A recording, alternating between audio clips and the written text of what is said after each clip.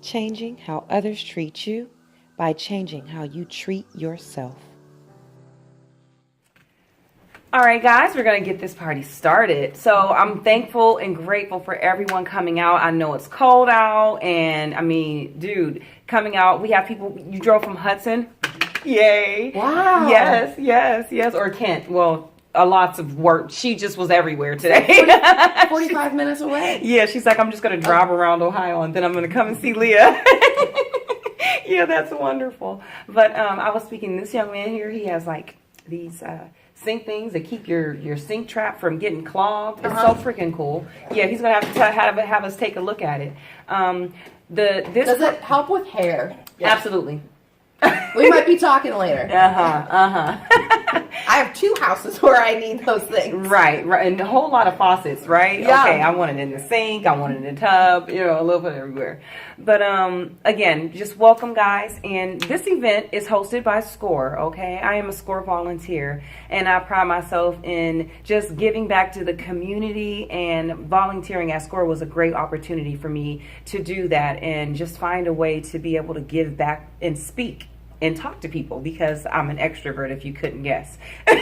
So if you'd like to be a volunteer, noticed on the sign-in sheet, there's an opportunity, there's a yes or a no, if you want to be contacted for volunteering, or if you have a small business and you need help, because that's what SCORE does. SCORE is a organization.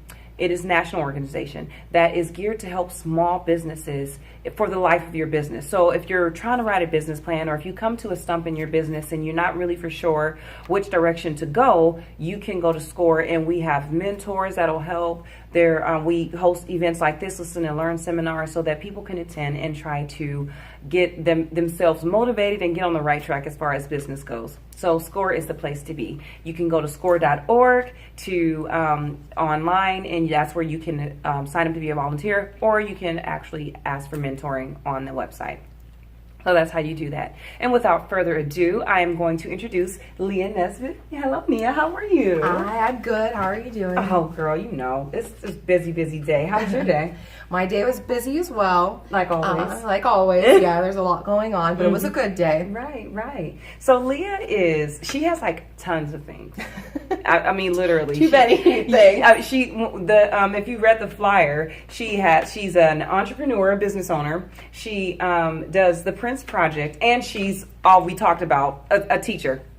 Like she said, it's the beginning of a joke, and I'm thinking, yeah, go ahead, finish your joke. But no, she's serious. She does all of these things, and it's just amazing how you manage all of your time and do everything productively. I just love that. Well, it's not easy, and it's a very delicate balance to make sure that you are productive, and it's a constant rechecking of am I the most productive I can be? Am I being effective? Am I being the best me that I can be in all of these areas? Am I making sure that I'm good as a substitute teacher working with these kids, and then I'm not losing my sanity with them because I'm doing other things during the week or the night before? And it's important that I be present for them, especially the younger kids. I have to make sure that they're staying on task, that they're not doing things that they're not supposed to be doing. And so making sure that I am aware of everything I have going on in other locations is important to them. I have clients for my business, so making sure that I am able to be productive for them is super important, because they all have individual needs, and I do different things for all of them. Some are similar, some are different, and it's time consuming. And then for the band, the Prince Project, and I have another group as well, an acoustic duo called Sparky Lark. Sparky Lark. I like that. As a vocalist and a musician, I need to make sure that I have enough energy, and that I've not exhausted, my resources, because every time I see an audience, it's like I have to imagine that it's the first time every time they see me, because I see new people every show I perform. So the excitement, the energy has to be there. I have to make sure that I'm not zoning out, staring into the audience while I'm doing my thing. I have to make sure that I'm playing my chords well. I'm not screwing up guitar. So you play the guitar. I do play guitar. And you sing. And I sing. Vocals is my main instrument. And I teach. And you do everything. You're like the bionic woman.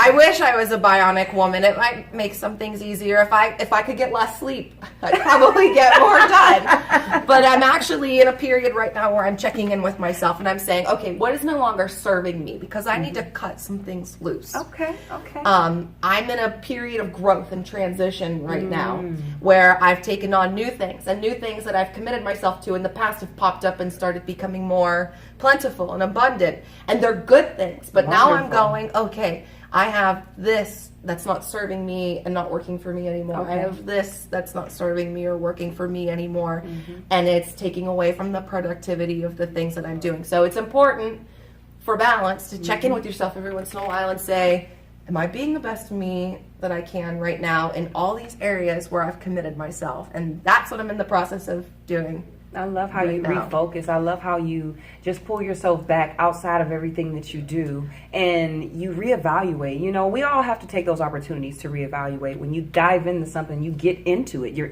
right in the center. And I love the way you just kind of stepped outside of the circle and just reflected on what you're doing. You know, it's important to do it often, but I'm doing it right now out of necessity because I'm starting to lose my mind. Yeah. Well, the problem is compounded by the fact that I'm also moving at the same time. So Absolutely. and it's a slow move. I have two houses. I'm not in a rush to do anything, you know. Right. So I'm moving from one house to the other, and there's projects at this house and projects at that house. Always, and so it's not just always. getting everything packed up and moving. It's, Right. Well, speaking of projects, how about we transition? Tell me about following your dreams. Was Prince Project, was that something that you always wanted to do? How did you get involved in that? Well, I'll tell you, there's some elements, yes, that were my dream, but I never imagined myself being in a Prince tribute band. I never imagined myself being in a tribute band. I've joked around with my friend and guitarist from my acoustic duo, Sparky Lurk. He's Sparky, Jonathan, that we do so many Fleetwood Mac and Stevie Nicks songs that we could be a Fleetwood Mac acoustic tribute because she's one of my idols. And my vocal quality is probably really close to hers when she was in her prime. The opportunity came along in a really kind of strange way. I saw it on social media that somebody was putting this band together. Okay. And I thought, well, that sounds really interesting. And I had commented on it and said, this sounds interesting. Not that I was interested, but it was interesting enough for me to comment. And I had just left a band that I had been the lead singer of for 8 years or more. A local band that plays in the area quite a bit, Guys Without Ties. I was their lead singer from the time I was 20 until 28. All right. And at that time, I said, okay, I think I've done everything that I can do with this. I need to take a break. I need to relax. I took a sabbatical from music, which is my first love, music. I've been singing since I was 3 years old, knee high to a grasshopper. And it's always been my dream. That's always been my favorite thing to do. And the one thing that I always wanted to chase and was super important to me in life. But I needed to cut back a little bit because I needed to reevaluate like I'm doing now. Am I doing the things I want to be doing? Am I following my dreams? Is this working out for me anymore? We were playing quite a bit every weekend, multiple times a weekend, and sometimes during the week. And that was a little hectic for me. I was missing out on family. I was missing out on friends. My sister started having children, and I wasn't able to be around them. You couldn't see your nieces and nephews. Yeah, and my other half has nieces and nephews, and they're growing up at the speed of light. And we were missing out on stuff with them too, and we still do, just because we don't have children and we both live busy lives. So that was something that I wanted to sort of dial back a little bit and spend some time with family and friends, and I got to do that in plentiful amounts. And I got to reevaluate things that I wanted to do, and so that's how I sort of got into the Prince Project. Did they contact you? Well, I had commented on that post thread in a group that I was in about musicians. And then the person who made the post contacted me and was telling me a little bit about it. And I said, okay, that sounds really great. Keep me posted. And then I heard nothing. And then the person that had created the post accidentally sent me a message that he said was meant for someone else. On a Friday. Wow. On Oh a my Friday. goodness. Yeah. And I had answered him back. I didn't remember what I said. Something along the lines of, oh, okay. Like, I was happy to hear from him, I guess. Right. And he had said, "Oh, I'm sorry, I meant to send this message to someone else." It was about getting the right sounds. Flip your hair. This way? Or anyway, it was sticking up like Ace Ventura. See? Cute. Okay. Go ahead, girl. Go ahead. He had meant to message somebody else about getting the right sounds, because if you listen to Prince music, you'll know that he has very unique like keyboard and drum and synth sounds that are integral to each of the songs. So that's what he was talking about, and I was like, "Oh, I can't help you with that." But is there anything happening? Is there a get together or a rehearsal or anything, or an audition process? And he had said, "Well, actually, we're getting together this Sunday. We would need you to learn 5 songs By Sunday, vocals and guitar." Oh, and I'm a fresh guitarist. I'm not very experienced on guitar. I've been playing off and on for probably about 5 years. When I formed Sparky Lark, Jonathan started teaching me a little bit. I taught myself a few chords, and I was playing on songs that were easy for me to kind of strum along and practice on my own. So I was learning basic chords, and I probably knew 8 at the time. And for you Prince fans out there, you music nerds out there like me, you know that Prince is a master guitarist. Yes. And when I had originally said I was interested in joining the band and the idea, I thought, oh, what a great opportunity for me to maybe get better at playing guitar, because that was always one of my goals. Right. So when he told me that I had 2 days, a day and a half basically, to learn 5 songs on guitar and vocals, I was like, well, the vocals, that's no problem. Right. Guitar, I'm going to try. But I lied and I said, okay, I'll be ready. Because sometimes you have to do that to get from one gig to the next. Absolutely. You sort of fib your way into it a little bit. And I knew that I could do it, especially if I had been given a little bit more time. But I rehearsed like crazy that weekend. I listened to and some of the songs were popular songs. Right. Like When Doves Cry. All right. Little Red Corvette. But there were a few that I had not heard before. And they were a little bit deeper in the catalog than I knew. So I had to listen to those ones over and over again. And they were some of the more explicit content by Prince. So I'll leave those out for now. Whatever, girl. I like them songs. I like those songs too. And I wouldn't be doing this if I didn't like those songs. Right, absolutely. So I learned them, and I went to the audition, and there was everybody there, that those that had been recruited and part of the band already. There were a couple, and then people that were also auditioning like myself. Okay. And I found out later that I was the only female that they were able to get to show up and audition, but that they were also happy with my vocals and being able to spot background vocals, because there are a lot of them in Prince music. And vocals is something I am very experienced in. Wow. And have lived my entire 31 years doing, basically. My mom said I was born singing. Go ahead, girl. I love it. That's so beautiful that you get to do something like that. Well, it's a different position, that's for sure, because I'm used to being the lead vocalist in something. But I thought it would be a really interesting take, and maybe a really good lesson for me to take a back seat a little bit and try something different that I hadn't tried before. I'm not afraid to try new things. The things I were doing for myself weren't working, and I thought, well, he accidentally sent me a message. That sounds like the universe. That sounds like the universe talking to me too. This must be something I have to get in on for some reason or another. So I did, and that was February 2017. We started rehearsing. They kept me in the band, and we had a few personnel changes, but the incarnation of the band that we have now started practicing in September of 2017, and we have a really great group together now, and everybody brings something special to the table. We've got a great guitarist, great bass player, great keyboard player, great drummer, and everybody that's and our vocalist. Our Prince impersonator is really great too. If you guys haven't seen him yet, I'll show you a picture later. He looks exactly like Prince. Wow. And his vocal tone quality is exactly like Prince. And his personality when he's off stage is almost exactly like Prince. He's very soft-spoken. So we refer to him often as the most authentic Prince impersonator, and call us the most authentic Prince tribute band in the country, because not only of his likeness and his personality similarities, but because of our devotion to making sure that everything we do is spot on, from Prince singles, records, and touring from 1980 to 1987. We do costumes, we do lights, we do staging that looks exactly like Prince's stage from the Purple Rain tour. We do dance moves from the movie Purple Rain and the Purple Rain tour, and people are loving it. And it's really fun. And it took a lot of work to learn I can imagine. all of those songs exactly the way that we needed to, watch all of the concert footages from 1980 to 1987 and see what we could pull from that. A lot of watching Purple Rain in a group, pausing and saying, wait, what is that? Yeah. Can we do that? Right. And can we get away with that? And there were a lot of legalities with it as well. Really? We've been contacted by Paisley Park, which is Prince's estate. Oh, okay. It wasn't a cease and desist order, but they did say, here's a couple notes of things that we don't want you to do. These are things you can't do, so be careful with your font using Prince's name. And also you have to make sure that you're telling everybody that you're not affiliated with Paisley Park or Prince.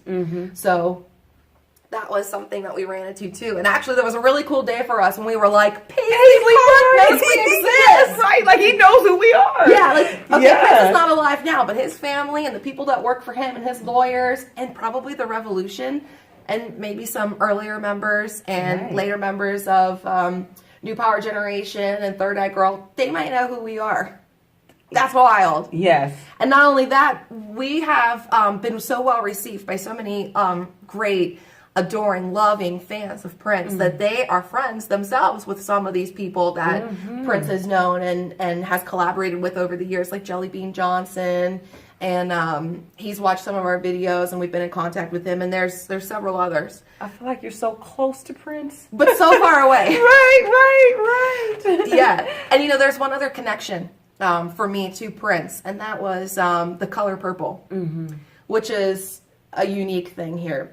In February of 2016. Okay. So I said 2017 and I meant 2016. In February of 2016, my grandmother passed away. And she was somebody that I was very close to. She was probably my best friend throughout my entire life. One of my biggest and greatest supporters and cheerleaders through everything I did, including music. And it was a really tough death on my family. She was the matriarch. She was keeping everything together. She was really in charge, and she suffered for a long time. And her favorite color was purple. To the point where everybody wore purple to her funeral. Wow. And that was a huge testament to her and the effect that she had on everybody's lives that were there. And it was a big thing. There were a lot of people there. So you're even connected out to the color. Yep. Yes. And then several months later, Prince had passed away, and they were calling him, his Purple Majesty, his Royal Badness, things like that. The purple one, because of his affinity to the color for multiple reasons. Because it was the color of royalty. His name was Prince. Right. It was the color of godlike intuition, being close to God, and he was very, very religious in his later years, especially, and very spiritual as well.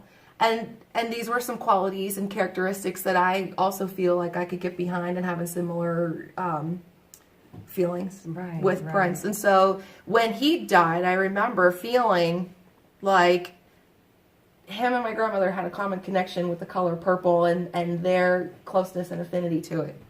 And I felt something special when he died. And I was not ever like a giant fan or a fanatic about Prince. I enjoyed his music and I knew a lot, probably more than most people if they weren't a fan. But I wouldn't say that he was on my playlist all the time or that I memorized his CDs from front to back. But I felt something special the day that he died, and I was really sad. And then a year later, joining this band and feeling like it was a special message, something that I needed to be a part of. It just really felt like I needed to be there for whatever reason. So I ended up joining, and they wanted to have me, and it ended up being a good thing. Absolutely. I'm going to go leave a comment on Oprah's page, and I'm just going to hope that she accidentally texts me. It could work. Right. Yes. I know it worked for you. The universe wants me to meet Oprah. So now we started performing shows in April of this year. Okay. So 2 years after Prince passed away, almost to the day, we had our first show, and we were very well received. We had sold out the entire first show, standing room only, at the Salem Community Theater, which is where we rehearse. It's our home base. We have musicians from Akron, Canton, Pittsburgh, and the surrounding areas. Okay. So that's like a home base center for us. And it was a really great show, and it was really well received, and everybody there was really wonderful. I'm sure you guys rocked it out. We did, even though we were nervous, and it was our first time performing all these dance moves and songs for everybody. And then we started playing out regularly and touring and going traveling places. So we've been so far to several venues in and around Pittsburgh and outside of Pittsburgh, like Uniontown. And we went to, I can't remember where it's located, but the Lamp Theater, which is about an hour outside of Pittsburgh. Okay. We've been to Cleveland, Dayton, Toledo, Wow. Columbus, and this past weekend we were in Detroit. Yes, I remember that. I seen it on the Facebook or social media and stuff that you have every one of them. Instagram, Facebook. Make sure you look her up, Leah Nesbitt, and the Prince Project. And the Prince Project. And Pittsburgh serves as a home base for us because we have so many members who live there now or are from there. So we do a lot of shows in Pittsburgh. We've done quite a few, and we had one this month. We did it a couple weeks ago at the Rex Theater. And we have another one next month at Jurgles, which is just outside of Pittsburgh in Warrendale, in the Cranberry area, and it's a beautiful venue. And we played there once already, and we sold out, which on a Thursday night, which is a really hard thing to do. In their green room where we were getting ready and setting up, there were only a few select posters that had giant sold out stickers slapped across them. And I remember seeing one of them was Charlie Daniels, and I was like, we sold out like Charlie Daniels did. And he might not be the most popular musician right now, but he's been around for a long time and has a lot of fans. I mean, I think everybody knows The Devil Went Down to Georgia. No. I'll enlighten you after the interview. Yeah. And then, you have to give me some hit me with some tunes on that. It's a good song. Right. So let's talk about what a productive day looks like for you with everything that you do. It's exhausting. Okay. I sleep pretty good at night. Just because I'm tired. No trouble falling asleep? Well, when I started substitute teaching about 2 months ago, it was throwing a new regular thing into my plans. And so I was coming home and falling asleep on the couch every night after that. But now I've worked it into my daily routine. Like I said, I'm in a transformative period right now where I'm starting to shed a few things. It's gotten a little bit easier, and I've gotten used to it. And so on a day that I'm subbing, I will wake up at, my alarm starts going off at 5:30 in the morning, but I don't always get out of bed at 5:30. Well, I have 3 alarms. They go off at 5:36 and 6:30. I love it. That's strategic planning. Well, I know me. That's the thing. And I also have them all set to separate songs. The first one is Prince. No, I'm just joking. No, it's not Prince. Although maybe I should. Right. I hear enough Prince though on the regular. You do. But they're kind of cheesy songs. The first one is called the Mexican Beeping Song. It has another name, but I call it the Mexican Beeping Song because it beeps a lot, and it's a Mexican tune by a band. It goes beep beep beep beep beep beep beep beep beep beep through the whole thing. It's really annoying. So it's gonna wake you up. So it's the first thing that wakes me up. Or the last one? That's the first one. Oh, so if the beeping doesn't work, then we go on to stage 2, which is Chop Suey by System of a Down, because it goes, wake up, get out, put on makeup. And it's like upbeat and fast and hard rock, and I've got to turn all the way up. And then stage 3 is a funnier one. It's Wake Up, Little Susie by the Everly Brothers. I know that. Wake up, little Susie, wake up. Yeah. Oh, you hear the harmony? Yeah. Love it. Oh my goodness. I hear it every morning. Cool. Yeah. I go through all 3 alarms unless I got to be somewhere really early. Right. Let's get down here. So that I start about that early. I'm awake at 5:30 though. I just don't want to get out of bed. I've got 2 dogs. They keep me pretty warm, and the cat, and hubby basically, who's also pretty warm. But he works about an hour away in Jefferson. He's also a teacher. Okay. He's a carpentry instructor up in Jefferson. So he drives about 45 minutes away. And he has to be up at 4:30, and he leaves at 6:10 probably, because he's got an hour drive, and now it's starting to snow. Right. And it takes him a while. Forever. And he actually said something really funny to me last night as I was crawling in bed at about midnight. He was awake, which I was surprised, because he usually passes out pretty early too. And so I walk in the room, and I'm starting to put my pajamas on. The dogs are snoring. And I thought he was speaking gibberish at first. I was like, what'd you say? And he said, I think it's really funny that when the alarm goes off at 5:30, you wake me up first. But you're not getting out of bed. And I was like, okay, honey, I'm going to sleep now. Right. Good night. Yeah, and it cracked me up. I'm going to make sure I tell him that when we get home later tonight. I'm going to be like, where did that come from at midnight? Right. But I'll go. Maybe he was thinking about getting up. He was like, yeah, I know you're going to wake me up. Well, he had probably been in bed for a little while at that point, and I was surprised he was still awake. But it was a long day for both of us yesterday. Mm-hmm. And he's actually still at school today because he's got sophomore visits going on tonight. You're still working. I'm still working as well. Absolutely. And I said, you're going to be at school? Okay, I have to go give a talk. So I told you, we're both busy. He's also a football coach. I got to brag on him a little bit. And so his job is perfect for him. And football season just ended, but usually from July to November, every night. It's hectic. It was hectic for him, yeah. So he starts really early and ends really late. So how is your memory? My memory is pretty good. Dang it. It's really good. I was in an accident about 3 years ago on Thanksgiving. Mm-hmm. 2 years ago. See, and now I'm starting to get a little spotty. And the point of me saying was that ever since that accident, I had hit my head and I had to be stitched up from here to here. My memory started to wane a little bit. And it was really hard after the accident because my brain was like foggy a lot from being shaken up. I was in an ATV and the ATV had gone down a 70-foot embankment, hit and fell over. And Matt and I were both in this 70 feet. A 70-foot embankment. Yeah, everyone survived. Everyone was fine, and it was just an accident. It was an accident.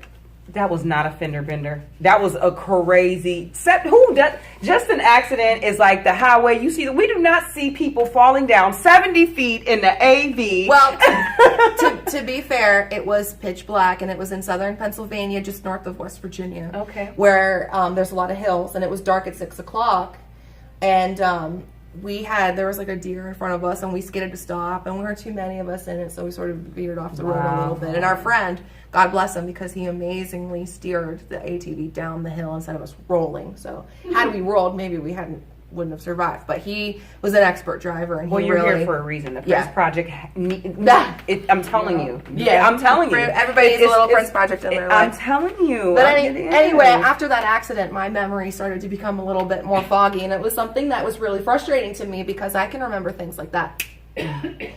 My memory's really great. I mean, it's not an eidetic memory, but I have a photographic memory where I can remember looking at things. Mm-hmm.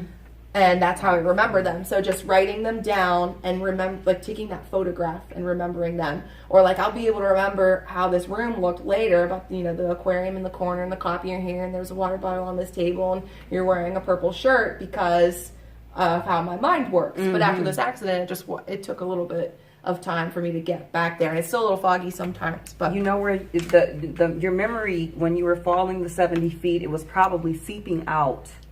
Gravity was pulling your memory out. It leaked out my forehead a little bit. Oh my gosh, that is. I had to have several layers of stitches. I was just getting ready to say, like, honey, for you to have stitches, like, there's nothing there. They did a good job. I had a really great plastic surgeon at the West Virginia University Hospital, Ruby Memorial Hospital in Morgantown, West Virginia. Mm-hmm. That's how far south Pennsylvania we were. We had to be run there. But anyway, since that accident, my memory is not quite the same, but it's still really good. Okay. Especially for somebody who does as much as I do. Mm-hmm. But as for a regular day, I get up that early. I wait to hear a call from a school if I don't have one scheduled already. Mm-hmm. Sometimes I don't get called, but that's few and far between because they're in desperate need of substitutes in Trumbull County. Mm-hmm.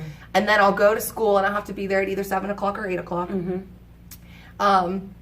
And then I go through school all day, and if it's high school students, I just kind of sit with them all day. They know what they have to do. Right. But the younger kids, I have to teach them and work with them through their day, make sure they're getting a lunch and recess, and we still have activities to do, which I really enjoy. I like working with the kids a lot.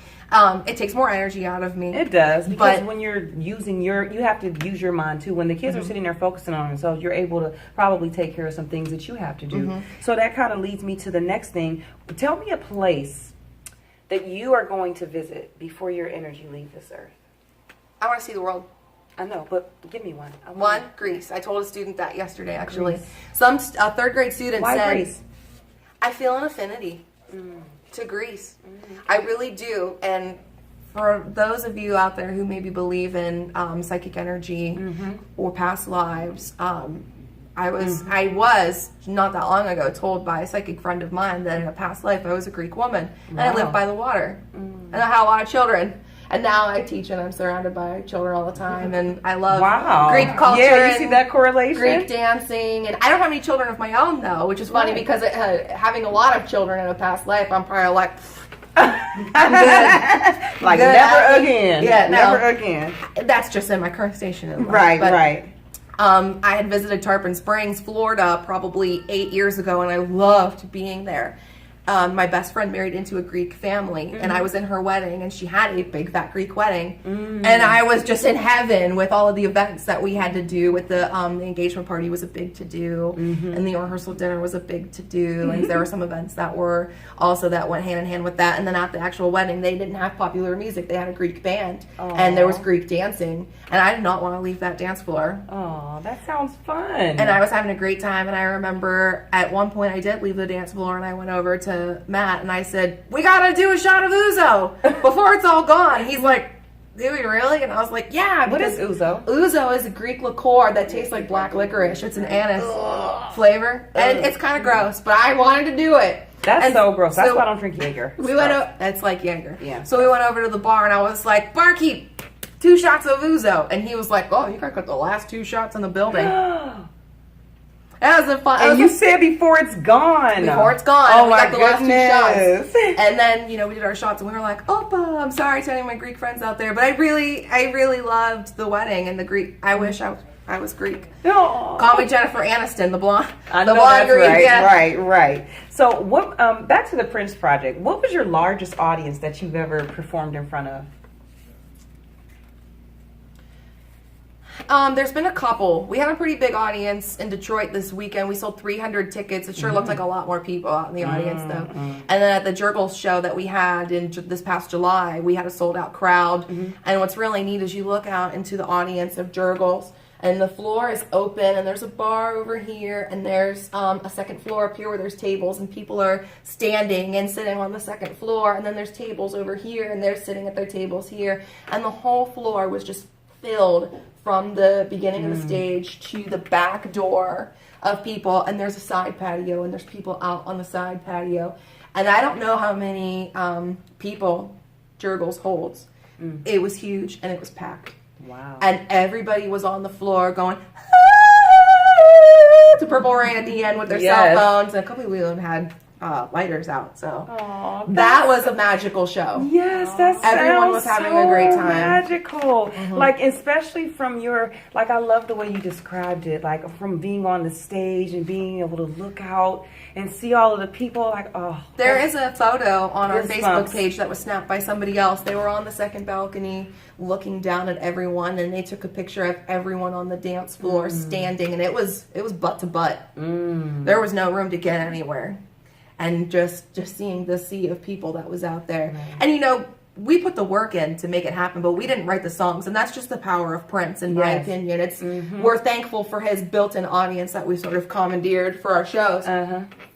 And he just brought everyone together. He created this culture of inclusion for the freaks and the weirdos out there, and people who felt like they didn't belong. me. And like me, I always felt like a freak and a weirdo too.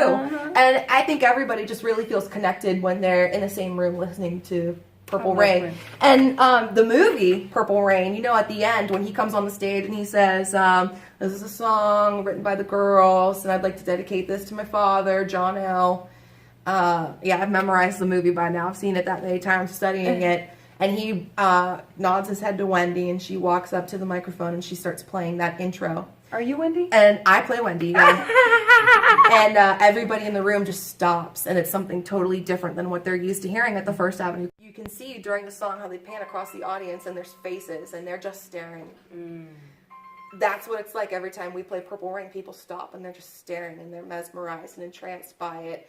And knowing or feeling like we can get that close to Prince's amazingness and wisdom and culture of inclusion and the wonderful, amazing people is as close as getting to a rock star as I've ever been in my lifetime. Yeah, you are a rock star. And what's your favorite Prince song? Am I allowed to say on this? Yes, you can. Are you? Well, I like a few. I like Erotic City a lot. I love the beat of that song. Okay. You get it. Prince has that low guttural. Yeah. I just really love that beep, beep, beep, beep.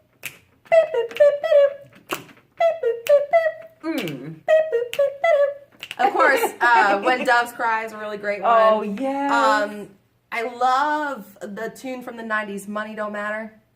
Money don't matter tonight, now it don't matter, sure didn't matter yesterday.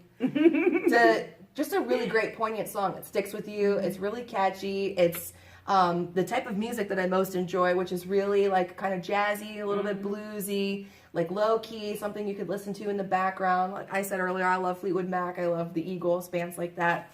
And that's what I really love about that. And it's got that like soulful R&B just groove to it. My favorite Prince song is Purple Rain. Purple Rain, Purple Rain.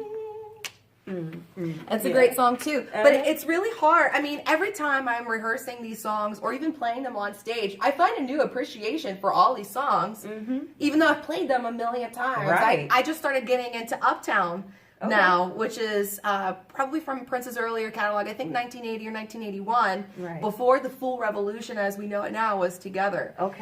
Which is a really great song that talks about the culture of inclusion that Prince created. Black, white, Puerto Rican, everybody just a freaking. Doesn't matter who you are, doesn't matter what you wear, everybody's going to Uptown. We're hanging out. So are you guys... you've just started performing this April, correct? Oh, wow. So I know it was lots of time and lots of energy to create all of this and recreate all of this. Do you plan on switching the songs at all? Or do you guys have a playlist of the items that you've already pre-learned and present each different time? How does that work? Well, we needed a place to start because Prince has a vast catalog. Oh, absolutely. And so we started with his most popular work, which was with the Revolution from 1980 to 1987. Okay. And we dress like the Revolution. Okay. We actually have people in the band who are specific characters or people from the Revolution. I play Wendy Melvoin. Right. We have Prince. We have Brown Mark, who's played by our bass player, Ben Bond. We have Des Dickerson on guitar. Okay. We have Dr. Fink. We have Bobby Z on drums. The only person we're missing, as far as the Revolution is concerned, is Lisa Coleman on keyboards. Uh-oh, I'm going to have to learn to play the keyboard. I'll be Lisa Coleman. There you go. I want to do it. And oh you my know, gosh. Wendy and Lisa were lovers. Oh my gosh, how are you? So we'll become even closer. Yes, I love it. Oh my goodness. Listen, don't make, I'm going to be dreaming tonight, you guys. It's going to be, I'm going to be over there and be like, I am Lisa. It's in me. And what's funny is people do get confused. They're like, are you Wendy or Lisa? And I have to say, I'm Wendy. Lisa's not here tonight. I left her at home. So we needed a place to start, and I think that was Prince's most popular work, or at least most widely known to people, not just Prince fans. We have added songs since we've started. Okay.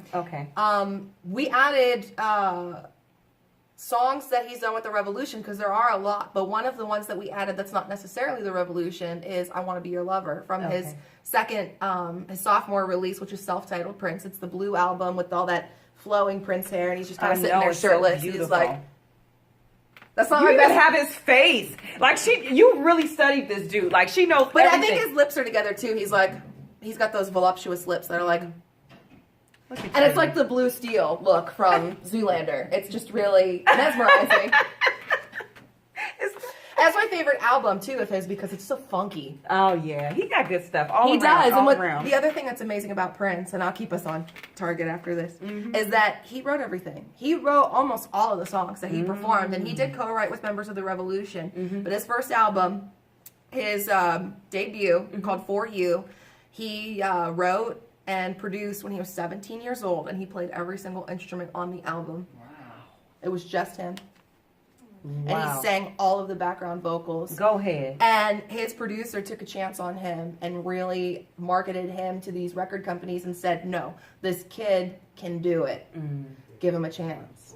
And he showed us. That is, yes, he did. Because he's a legend. He's a legend. And he can play, he could play 22 instruments. He went on the American Bandstand show. And Dick Clark had asked him, how many instruments do you play? And he was relatively unknown and still kind of young as a musician and a performer at that time. And he was real sassy. He didn't want to talk. He was like, a lot. And it was really funny. But anyway, yes, I've become a Prince historian since I've joined the Prince Project. Yes, I know you have. But that's valuable, though. It's valuable. I love to it. us. It's valuable to me. I love that because I am like that music geek that you were speaking about. Mm-hmm. So listening to you do all this, it's a dream of mine to be able to stand in front of an audience. And I mean, the lighters is just a plus, you know. Mm-hmm. It's just wonderful. So doing that, I just want to make sure that people know that you can follow your dreams, you know. You can. You have to do what you really And have you a passion should. for. Absolutely. You can follow your dreams, and you should, because that is the path that was created for you before you were born. Those are the things that light your soul on fire, the things that make you happy, the things that make you feel and understand and learn deeper wisdoms in this world. And so if you have an affinity for something, if you have a passion, you should be chasing that. And there is always a way for you to make money doing that, because cash flow is abundant and it's there for everyone. There's plenty for everyone. It sure is. So it's not always going to be, I'm going to do this and just this. Because sometimes you do have to make it work. Which I've done. I have a home and pets and a spouse, and I have an amazing spouse, by the way, who's been really grateful, because I went on a soul-searching mission for about 3 years, and he was very supportive through the whole thing, because I did not know what I wanted to do with myself for a long time. I was lost, and my whole life, a little girl through being a teenager and into my 20s, I always knew that I wanted to be a successful musician, and I didn't know what success really looked like to me. I didn't define it. So when I hadn't followed through in becoming a famous musician or a well-known musician when I was 20, 21, 22, like most people do, I was really kind of bummed out by that. I had moved away to Texas after graduating high school and traveled with a band down there, thinking, okay, I'm going to start down here and start making my big break. I'm going to write songs and work with, it was a great opportunity to start performing and meeting people down there. It didn't work out the way I planned. I moved back home a year later and started going to college, because my mom was very adamant about me going to college. You're so smart, you're so intelligent, you need to go to college. And we're learning now that that's a script in this country that's not necessary for everyone. Those common ideologies, absolutely. But I had a wonderful and amazing time in college, and I attended Youngstown State University, and I loved it there, and I met so many amazing people, and I really, really came into my own as a person and an adult and a woman at Youngstown State University, just learning things that I didn't know before, and enlightening myself and expanding the knowledge that I already had, and really maturing as a person. And even though I wasn't done with my growing yet at age 22, it was a good thing for me. And I did get a job following my graduation there that was in my core field of study, which is broadcasting. Sweet. And I worked in the local news stations as a news producer for 3 years, but I found that it wasn't for me. I really struggled.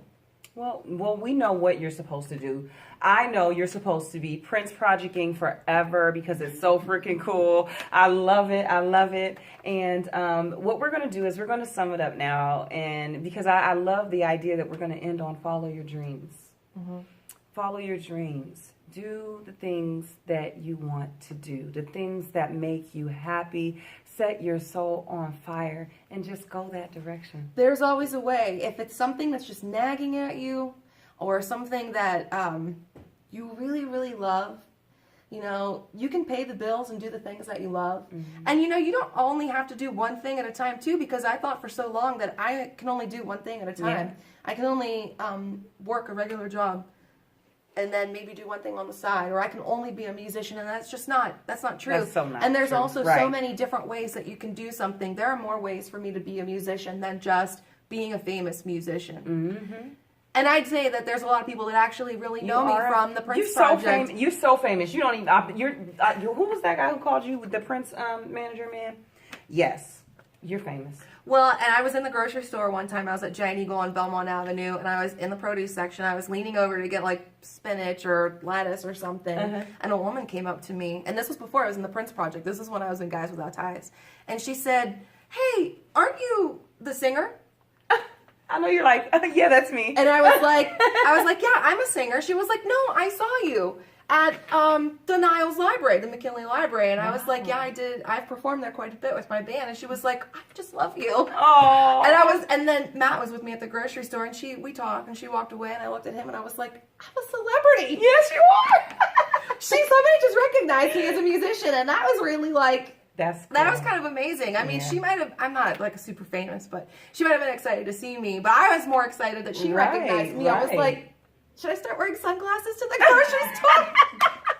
That was me being funny. But that was exciting. And, you know, I've always felt like there's always been multiple things that I could do as well. Mm-hmm. When I was little, very little, before, you know, you start to decide, I am going to do this when I graduate high school. I'm going to go to college and study this, or I'm going to go in the trades and learn this, or I'm going to go in the workforce and train to be this. I wanted to be a teacher. I was the oldest in my family, and I was always playing school. I wanted to play school. I was making up worksheets and directing some kind of whatever lesson. I was making it up. You're not playing school anymore. I'm not playing school anymore. I'm actually doing school. And I want to say that I don't have a teaching degree. I have a bachelor's degree, but not a teaching degree, and that's how I was able to substitute teach. But I tried to substitute teach 4 years ago, and what you needed to be able to do that in Ohio 4 years ago was different than it is now. So when I went to go try again, the necessary certifications or things that you needed had been a little bit more lenient because they're in need of subs. So you just needed a bachelor's degree or an associate's degree, background check, and to get your license. Okay. So that's what I did, and I'm playing teacher now, and it's not the same as being the student's regular teacher. You are super awesome. It's harder to be a substitute teacher than it is to be a regular teacher, and I'm not trying to take away from any of the teachers out there because it is hard to be a teacher in the first place. Mm-hmm. It's tough to work with kids every day. It's tough to come up with the lesson plans for them and follow what the state has set forth, and they're constantly changing what it is that we need to do or what teachers need to do all the time. And it's a really tough environment and stressful environment to work in. It seemed like it would be. And when Matt started teaching, at first he was like, I really like it, but oh my gosh, he started grinding his teeth after he started teaching. It's a whole different stress level. Yes. So he's like, there's a reason why we need summers off. Absolutely, guys. Absolutely. So we are going to wrap it up. Okay. Okay. We're gonna let you guys go soon, but we're gonna play a game before we go. And I love games. Yes. So you got to answer. You answer quick. Okay. And it's just two options. And so here we go. Okay. When you're going up, do you prefer dress up or dress down? When I'm going out? Yeah. Dress up. Dress up. Mm-hmm. Do you like music or no music? Music. Pepsi or Coke? Coke. Sunny day or rainy day? Sunny day. Do you like to be cold or hot? I like the rainy days though too. I like to be warm. I do not like to be cold. So sunny days? Yeah. Okay. So you want rainy and sunny. Well, I mean, you want rainy and warm. Part of the curse of being a musician is you're a sensitive soul and you can see the beauty in the rainy days. Remember that Carpenter song? Hanging around, nothing to do but frown. Rainy days and Mondays always get me down. No, I don't remember the song. Oh, I love that song. I love the Carpenter stuff. I love the way you sing I do like rainy days, but I prefer sunny days. Okay, so are you more productive in the day or the night? Night. And do you want a sedan or a coupe? Right now I'm trying to get a sedan, but I love my little convertible coupe that I had, and I miss it. I do. Okay, then. So high heels or sneakers? Both in moderation. You're not playing fair. Coffee or tea? Coffee. Beer or wine? Wine. And vegetables or candy? Candy. Don't tell the students. It's on. It's gonna be on YouTube. Kids, eat your vegetables. All right. Well, thank you guys. Thank you here, guys, on YouTube for tuning in and watching our interview. We really enjoyed having you present. Thank you guys in the audience for coming and enjoying all of the great thing about Leah Nesbitt. You are such a wonderful and productive woman. I just cannot wait to see where you're going, and that projection of the future is so wonderful. Thank you very much. I'm so grateful that all of you wanted to come out tonight and hear me speak and about the things that I've been doing, because it's all been very exciting for me. I've made a lot of life changes in the last couple of years. Yes. I am living my dreams, and I am really happy with what I'm doing where I was not before.